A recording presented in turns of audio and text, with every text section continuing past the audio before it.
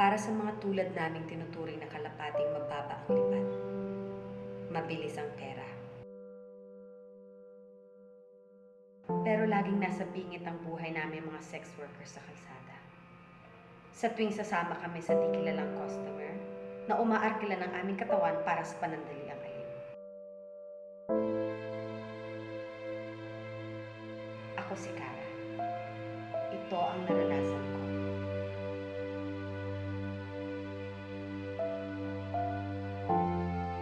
Sa kamay ng isang sadistang customer. Isang gabing ang akala ko ay tulad lang ng hindi mabilang na gabi. Pero ang dala pala nito ay nakakatakot na gabi ng pamumuhay.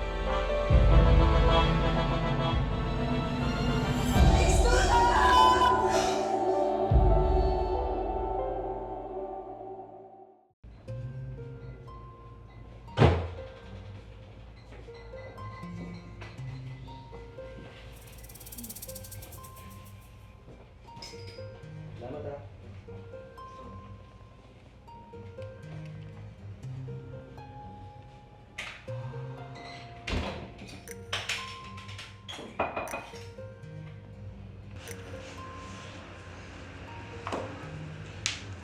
Paano? Naman muna tayo ha.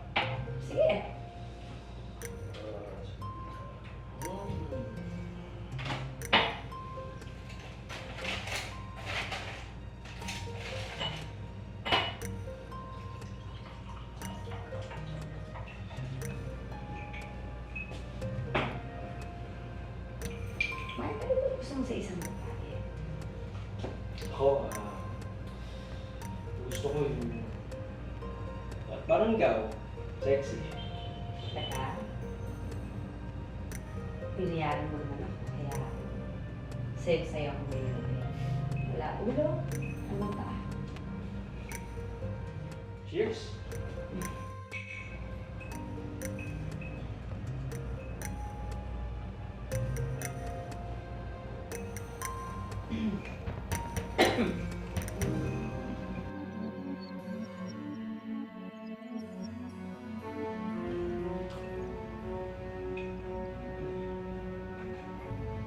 Paano? Gusto ka?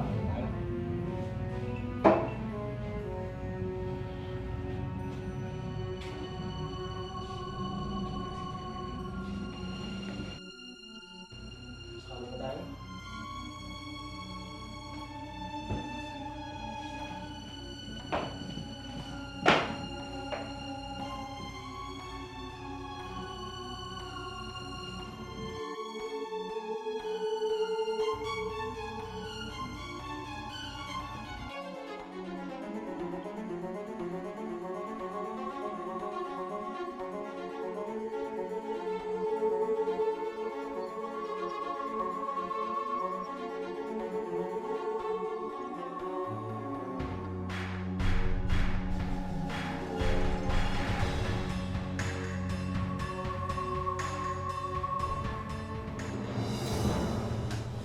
Kaya kang babae ka. Ano mo ako? Sumama ka sa iba, namanti ka. Bakit? Mas mabait ba siya kaysa sa akin, ha? Ha? Ha? Call ko ako sa lalaking yun, ha? Ha?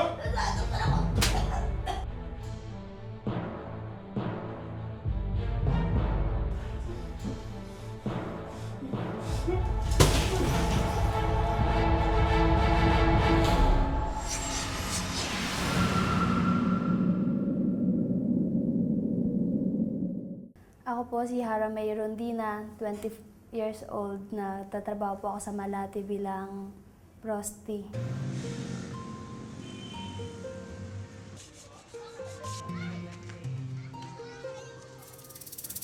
Galing po ang Butuan City po.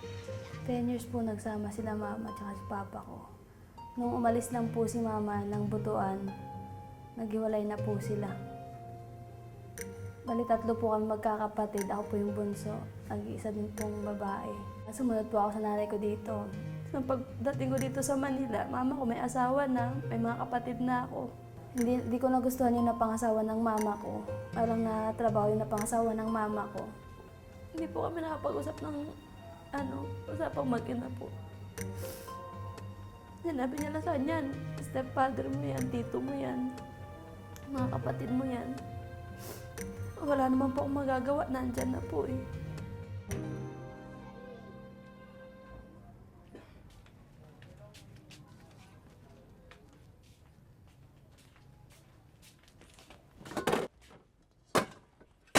Tara! Bakit hindi ka na naman nagsaing? Nay, wala na po tayong bigas. Hindi ko na kayo kaya pakainin magkakapatid. 5 kayo eh. Kailangan ko ng tulong mo. Magtinda ka ng gulay. Kailangan natin ng pera. Nay, magdadalawang taon na po tayo dito sa Maynila. Kahit kailan hindi pa po ako nakapag-aral. Gusto ko na po sana ulit pumasok. Sigurado naman po ako pag nakagraduate ako ng high school, makakahanap ako ng trabaho.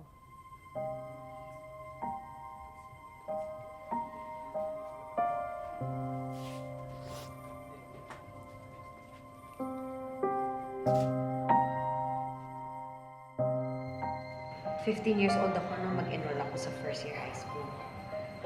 Noong mga panahon yun, din ako natutong magbarkada. Magulo kasi sa bahay. Hinanap ko sa mga kaibigan ng atensyon at pagkalinga na hindi maibigay ng nanay ko. Ang dami naming nainom dito. Oo nga. Ha? Ito daw. Kailangan mong humabol. Hoy. Humabol. Dahil na, parating na ang mga boys. Oh, pupunta sila. Meron silang additional budget. Wow! Sila Michael? Kasi na daw sila. Okay dyan lang. Okay lang. O, isa pa, isa pa. Hi girls, kamusta? O, yan Ano pa kayo? Uy, bago siya. Sino siya? Maganda. Okay. Boys! Boys! Boys! Boys! Ito nga pala si Kara. Kara ang boys. Hi guys! Shout, shout, shout! Tara, dalawa na. Para makahabol. O, Kara!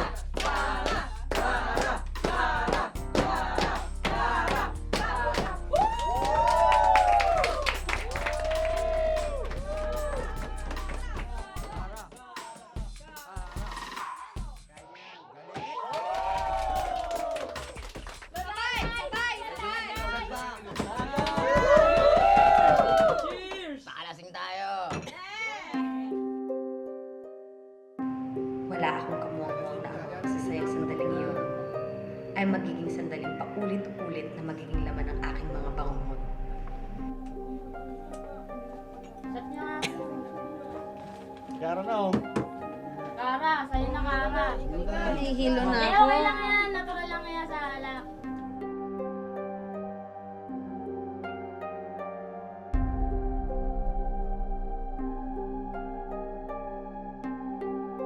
Pinahilo niya ata si Kara mo. Pwede niyo na dito.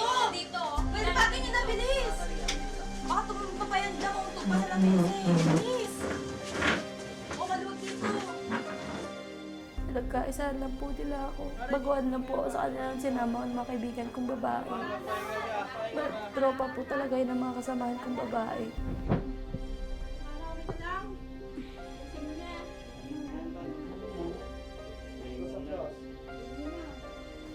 Nung nag-inuman po kami, 13 po kasi sila yun. Tapos 5 kaming babae. Nung lasing na po ako, naramdaman ko na may gumagalaw sa akin.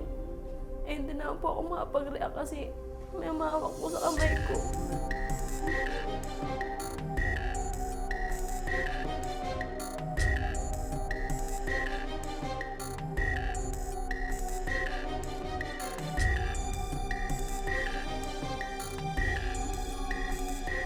Sabi lang po sa akin na napanood nila yung nangyari sa akin. Kaklase ko po yung nagsabi sa akin. Kaya hindi na po ako pumasok sa school. Opo.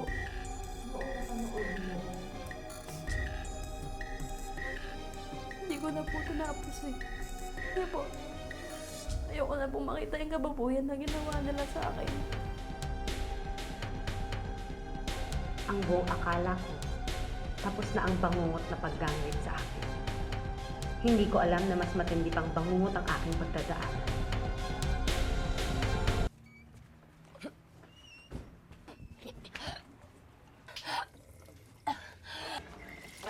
hindi ka na naman pumasok. Tara. Buntis ka ba? Tara.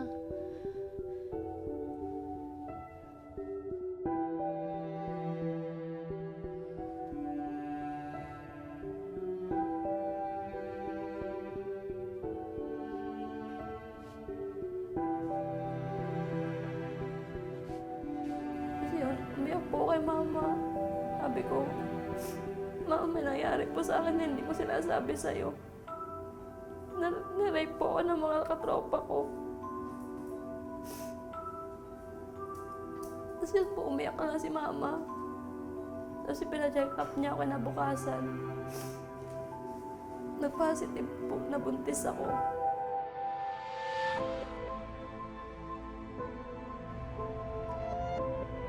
Pagkatapos kong manganak, napilitan akong maglako ng gulay para makabili ng pangangailangan ng aking anak.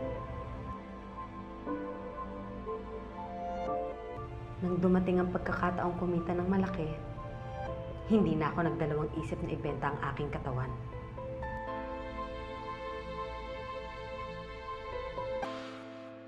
Paano ka napasok ko siya? Like, kahit po ano mga kaibigan ko po, na rumaraket po ng matanggap po sila ng sa lalaki bayad. Nagamit po daw sila tapos nibigyan pera. Sabi nila sa akin, mas mabilis daw yun, mas madali kumita. Tsaka hindi mo na daw kailangan magpagod.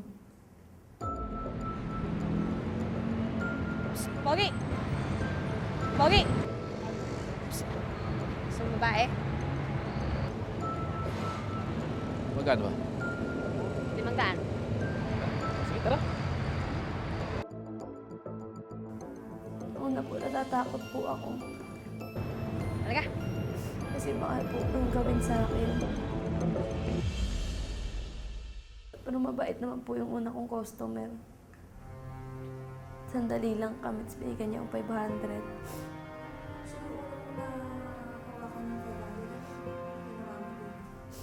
Umiyak po ako. Tapos, binili kong gatas anak ko. Tinabi ko po yung 300. Para po, pag may customer po ako, nagtatabi akong pera.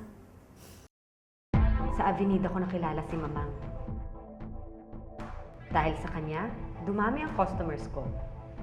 Nakaipon ako para makauwi ng probinsyang pamilya ko. Pati na rin ang anak kong si Mark. Doon, malayo sila sa bulong. Hindi rin makikita ng anak ko ang tunay kong pagkatao. Okay lang. Galing mo. Sayang yung beauty, alam mo. Di ba? Mike? Mike? Mike? Ay, teka, papakilala ko sa mga. Mike si Kara, Kara si Mike. Hindi mo sinabi sa akin ni Mama sana gwapo.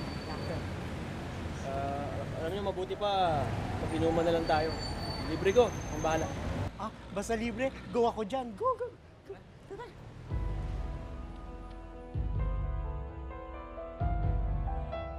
Pero una-una, akala ko talaga mabait siya.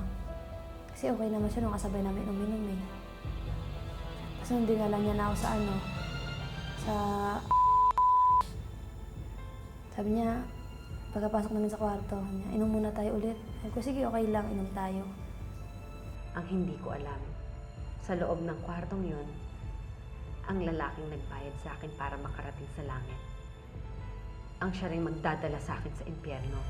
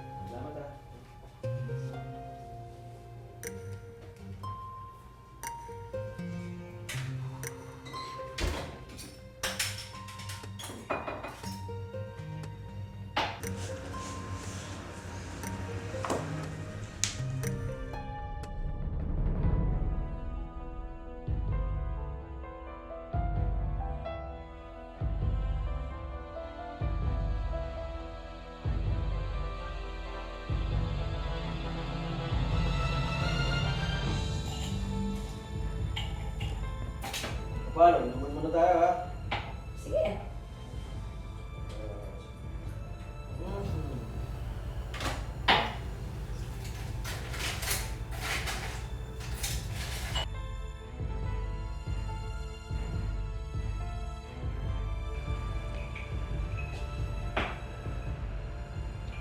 Mark, ano ba gusto mo sa isang babae? Ako, gusto ko yung... Parang ikaw, sexy. Lahat? Hinayaan mo naman ako kaya sayo-sayo ko ngayon. Wala ulo, ano pa? Cheers!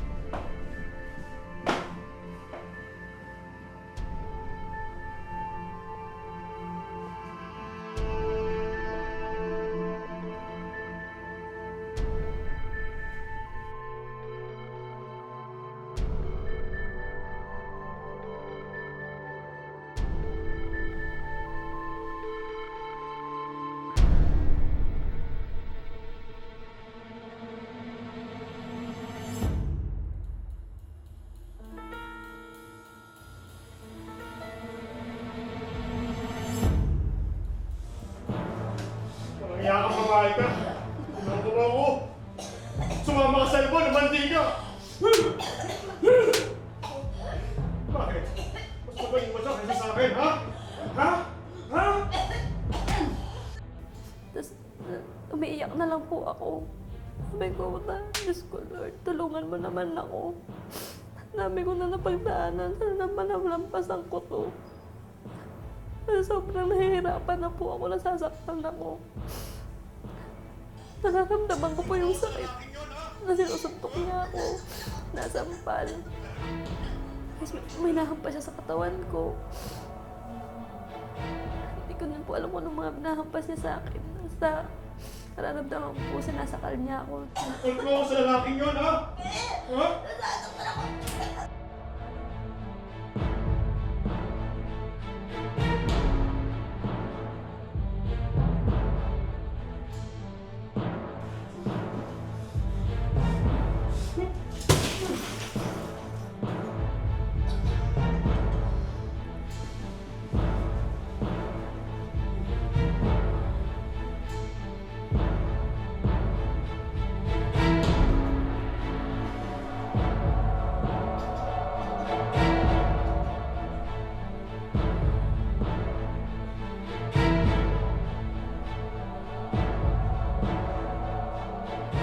Yung buhay ko, parang sa tingin ko nasa bingit ako ng kamatayan na eh.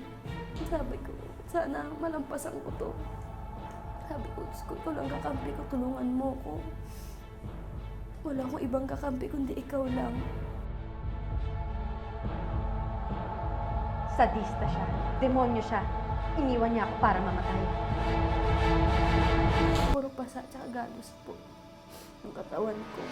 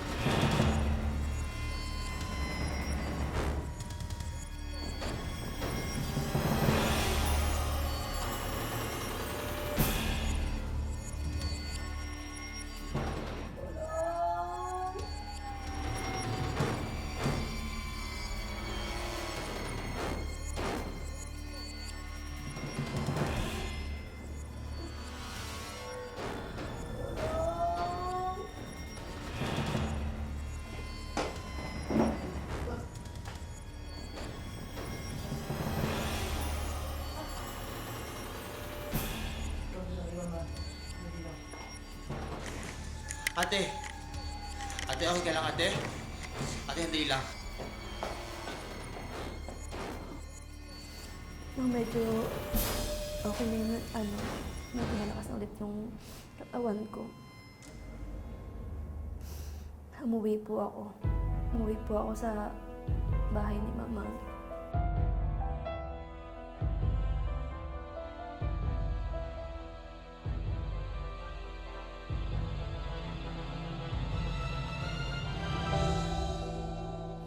Hindi ko na kayo kaya pakainin magkakapatid. 5 kayo eh. Kailangan ko ng tulong mo.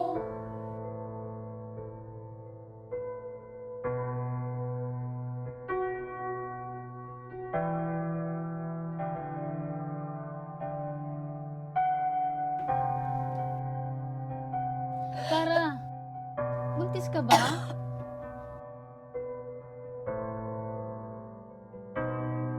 Naloko mo ako! Sumama ka sa ibon, umandi ka!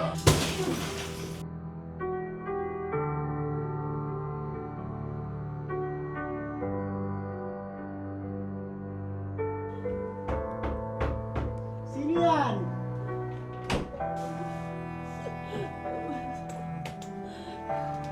Ano nangyari sa Diana? Sino gawa nito?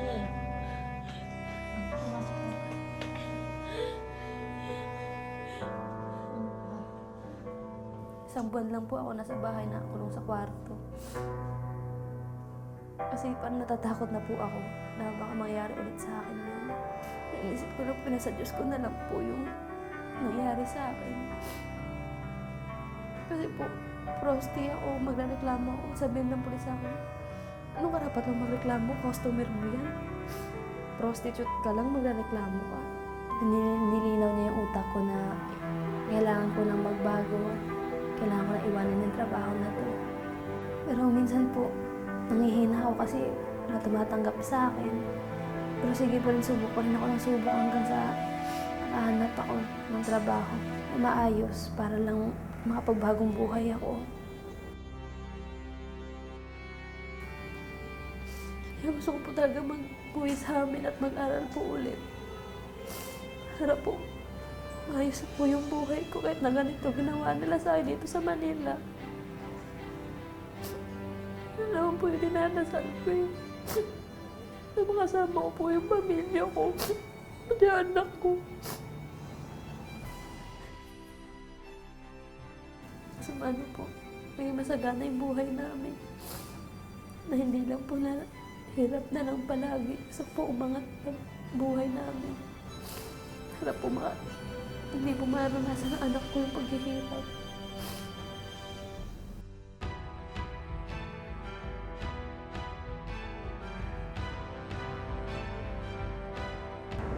Bilang isang alagad ng batas, maipapayo namin sa mga kababaihan na hanggat maaari at kung maiiwasan din lamang naman, ay wag na silang maglalabas lalo na sa gabi. Kung mayroong mga pagkakataon na mayroon tayong makikilala, mayroong makikipagkilala na very approaching ang character, huwag tayong magpapadala. Pinapayo rin namin na magkaroon tayo bilang mga babae ng mga konting armas na pwede nating magamit para ipagtanggol ang ating sarili.